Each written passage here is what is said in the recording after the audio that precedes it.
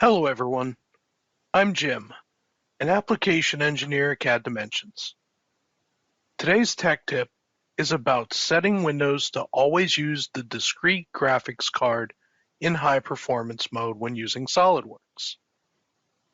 A few years back, we could have changed this setting inside the video card's control panel, but now as Windows can control more items at a hardware level, I've moved to setting it here instead. Setting Windows to use only the discrete graphics card can improve overall performance when working with SOLIDWORKS, parts, assemblies, and drawings, and it doesn't take long to set up. To begin, let's right-click on the desktop and choose Display Settings.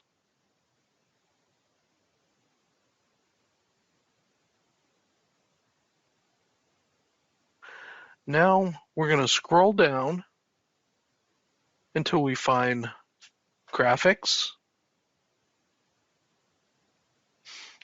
and then we're looking for the custom options for apps.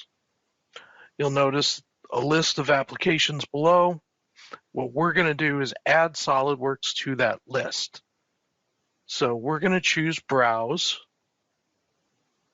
and my SOLIDWORKS installs in default location. So we're going to point it to C, Program Files, SOLIDWORKS Corp, SOLIDWORKS. Now we scroll down until we find the SOLIDWORKS executable. We select that and hit Add. And now it adds SOLIDWORKS to the list of applications.